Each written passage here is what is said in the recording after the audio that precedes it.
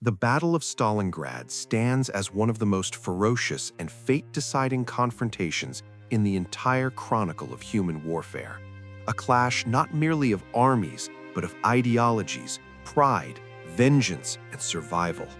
It was a struggle where steel met flesh in shattered streets, where winter itself became a weapon, and where the ambitions of empires froze in the snow.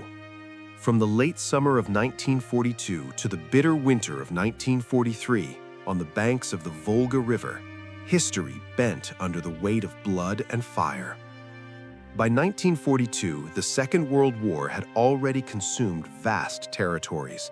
Nazi Germany, under the iron will of Adolf Hitler, had swept across much of Europe with terrifying speed.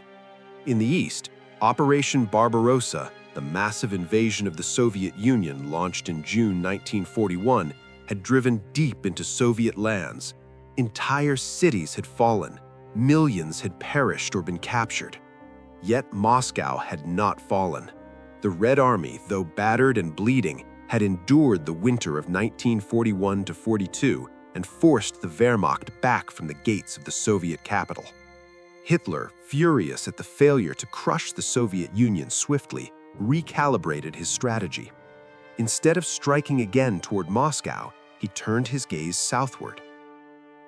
The oil fields of the Caucasus were vital to Germany's war machine. Fuel was the bloodline of tanks, aircraft, and artillery. Without oil, the Third Reich would suffocate. But standing between Germany and that lifeline was a city whose very name carried symbolic weight: Stalingrad. Stalingrad was more than a city. It was a major industrial hub, producing tractors, artillery, and armaments essential to the Soviet war effort. It lay stretched along the western bank of the Volga River, a critical artery that connected the northern industrial part with the resource-rich south and east. Barges carried oil, grain, and supplies along its waters. To seize Stalingrad would be to sever that artery. To capture a city bearing Joseph Stalin's name would be a propaganda triumph of immeasurable value. Thus, in the summer of 1942, the German Sixth Army under General Friedrich Paulus, supported by elements of the 4th Panzer Army and Allied Axis forces, Romanians, Italians, and Hungarians, advanced toward the Volga. The Luftwaffe darkened the skies. On August 23, 1942, waves of German bombers unleashed devastation upon Stalingrad. Entire districts were reduced to rubble in a matter of hours.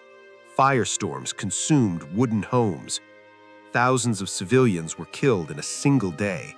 What had been a living, breathing industrial city was transformed into a graveyard of twisted metal and shattered stone. Yet the ruins would become the Soviets' greatest ally.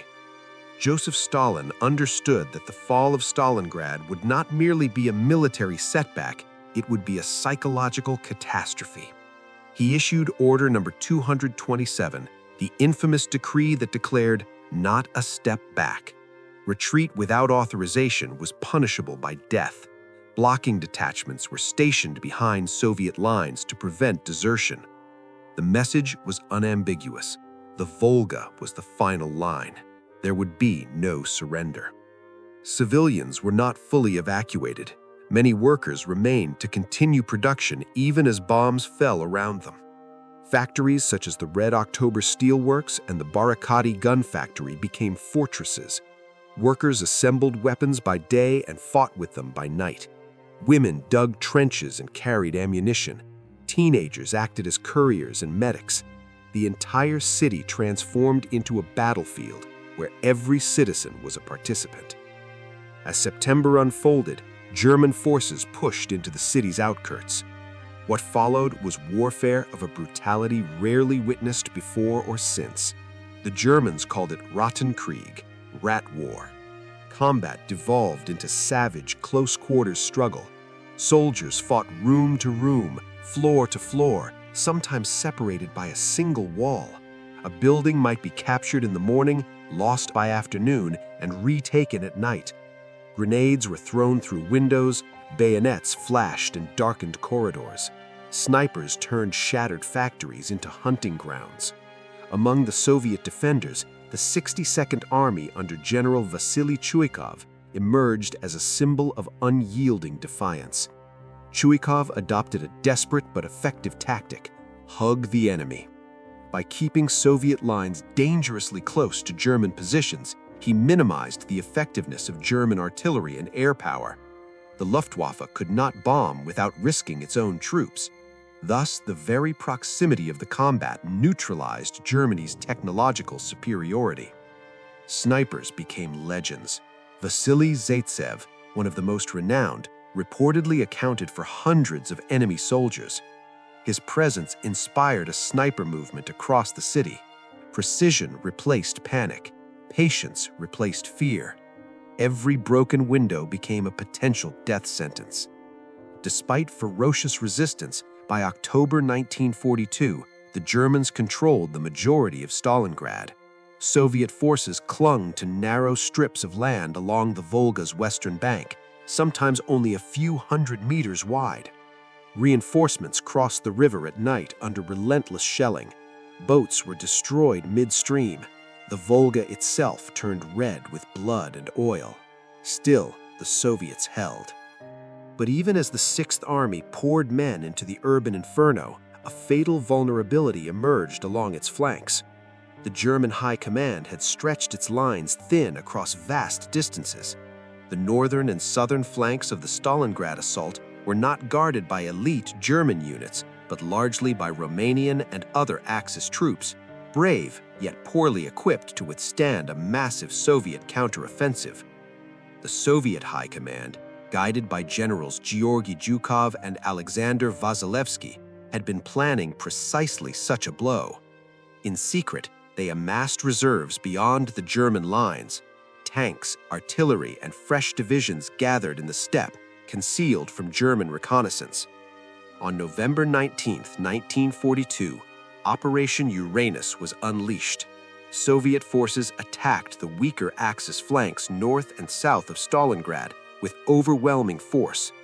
Within days, the two spearheads met near the town of Kalach, encircling the German Sixth Army. Nearly 300,000 Axis troops found themselves trapped inside a tightening ring of Soviet steel. The hunter had become the hunted. Hitler, refusing to accept reality, ordered Paulus to hold Stalingrad at all costs. He assured him that the Luftwaffe would supply the encircled army by air, but the promise proved hollow. The required daily tonnage of food, fuel, and ammunition could not be delivered. Soviet anti-aircraft fire and winter storms further crippled the airlift. Starvation set in.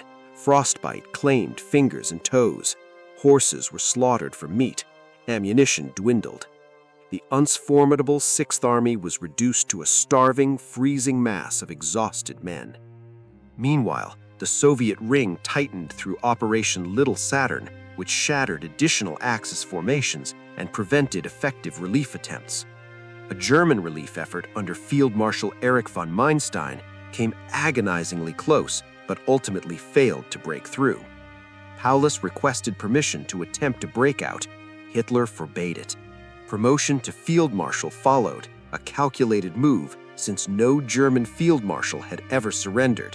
The expectation was clear: Paulus should die fighting.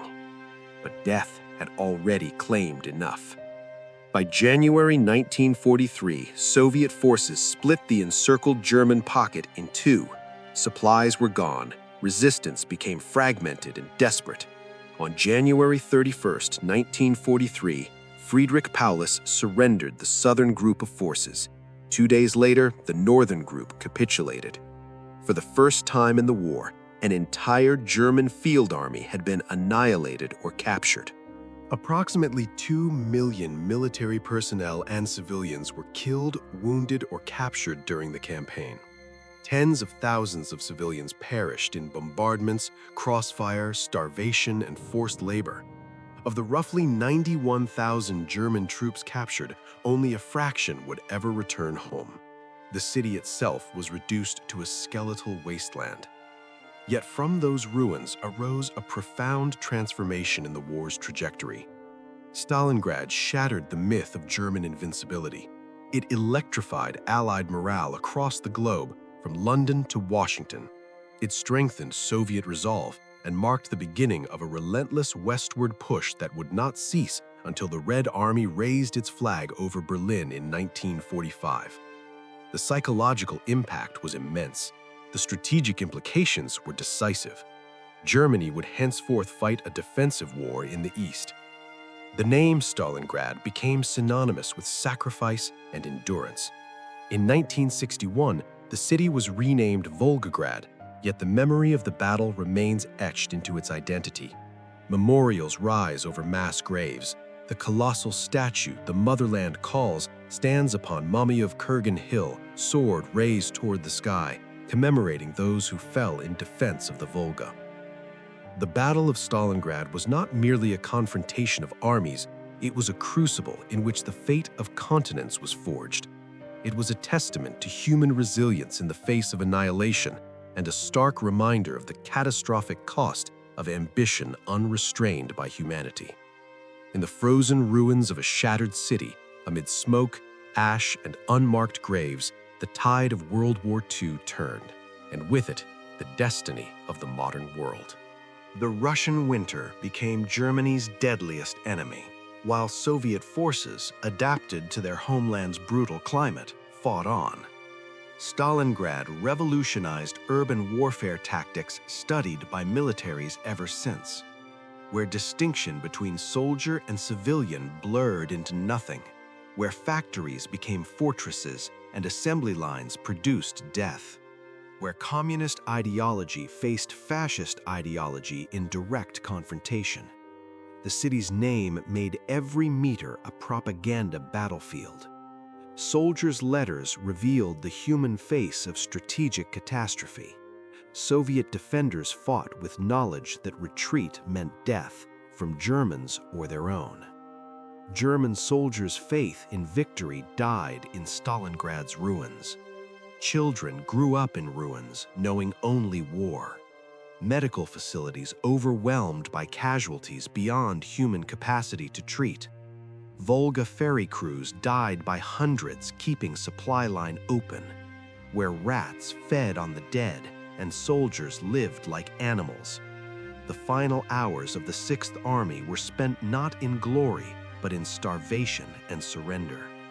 Moscow celebrated the victory with joy and relief, knowing the worst was past. Paulus spent remaining war years in Soviet captivity, eventually testifying against Nazi war criminals. Stalingrad was rebuilt, but scars remained beneath new construction. Historians debate whether Stalingrad was the true turning point, but none dispute its symbolic power. Soviet veterans returned to Mamayev Kurgan yearly until age prevented travel. German survivors carried guilt and trauma for the rest of their lives. Modern archaeology continues uncovering remains and artifacts from the battle. An eternal flame burns at Mamayev Kurgan for those who did not return. Stalingrad stands as warning against wars of annihilation and ideological hatred. More died in Stalingrad than in most entire wars throughout history. Technology advanced, but human suffering in war remained eternal. The Battle of Stalingrad will be remembered as long as humans study war, courage, suffering, and the price of freedom.